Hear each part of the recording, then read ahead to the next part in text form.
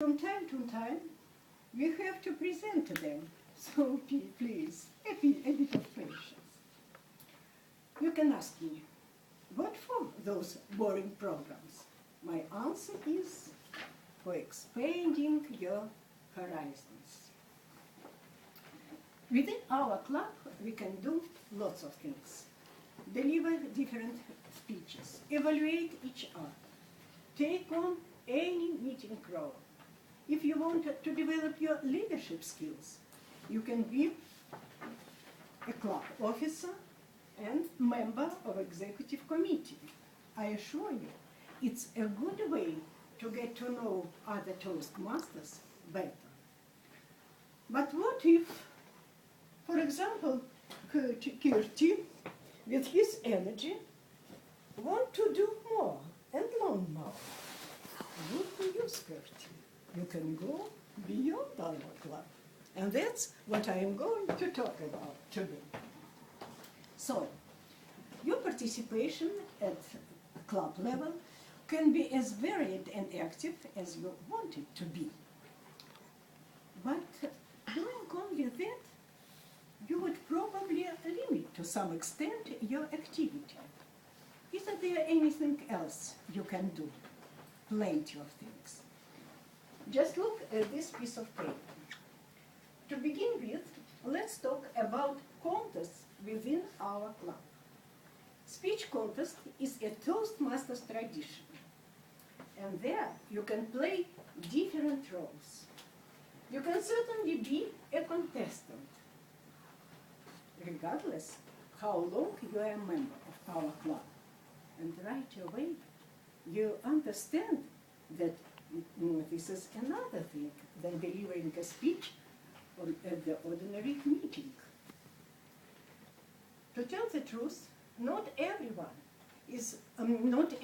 becomes enthusiastic hearing the word contest. Why? Perhaps pretty often out of fear of not winning or being beat by other speakers. Nevertheless, I think you should run the risk, because nothing ventured, nothing gained. In any case, a negative experience is an experience as well. But then, after overcoming your fear in the challenging situation, you will be feeling much more confident, and your self-esteem will definitely increase. Believe me, I know it from my own experience. So don't miss a boat, an opportunity. You can also be an MC, meaning master of ceremony. What's his task? He or she explains contest rules and introduces all the participants. Denis, how did you feel being an MC for the first time? It was fun and taught me. Please stand up. I'm very sorry. It was very fun and taught me how to plan and organize events. So try it.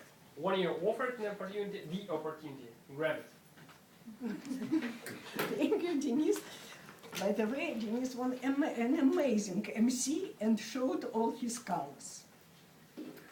As you can imagine, every contest requires a fair and impartial judgment and utmost objectivity. That's why more experienced Toastmaster can be asked to be a judge. There are usually 3 of them, or even a chief judge of the contest. Being a judge, you get a score sheet with different items, and you give such points to the speakers. You don't pick a winner or loser. You just compare each of them with the standard scale. By the way, the names of the judges are not revealed.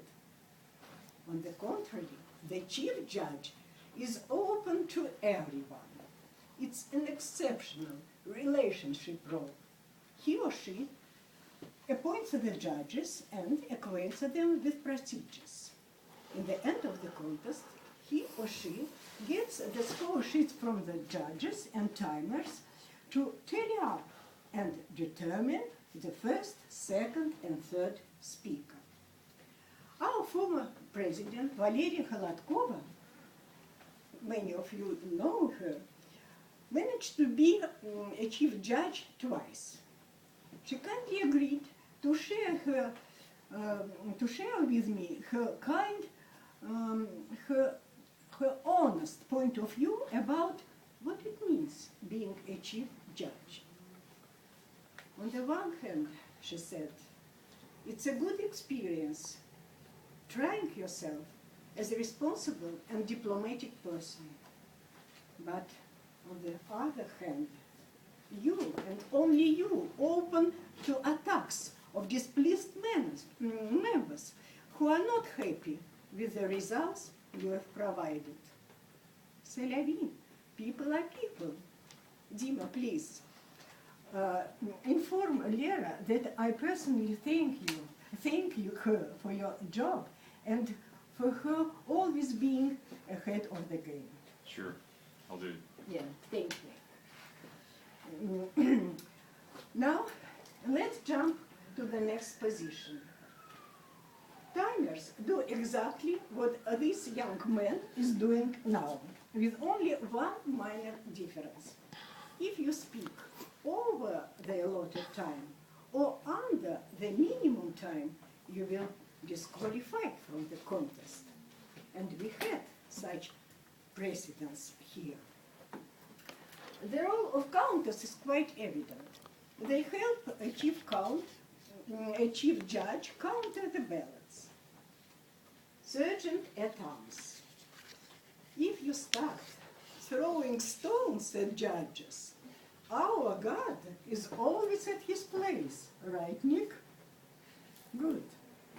And audience. As member of the audience, you set a specific mood during the contest with your immediate reaction to the speeches. If you are sitting this way or this way, throwing all the time, the speakers could lose their excitement and their self-confidence. It's not good.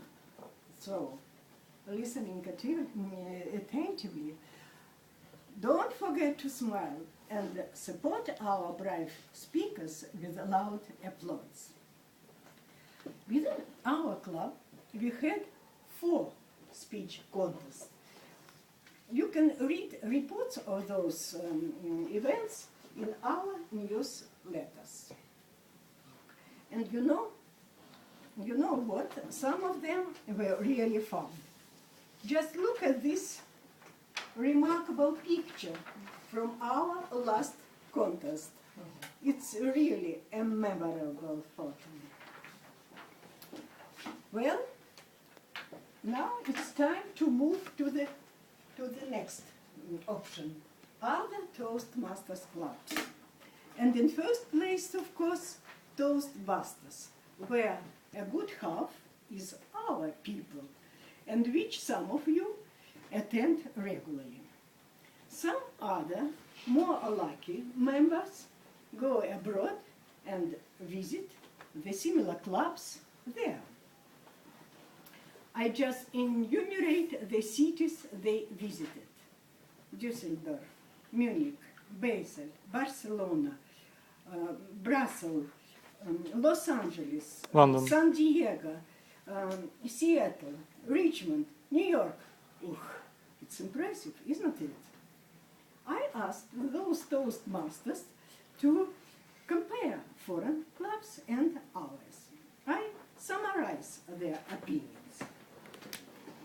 In each city, there are a good deal of Toastmasters clubs. That's true. I know that, for example, in Seattle, there are 76 Toastmasters clubs. Compare with 3 hours in a huge Moscow.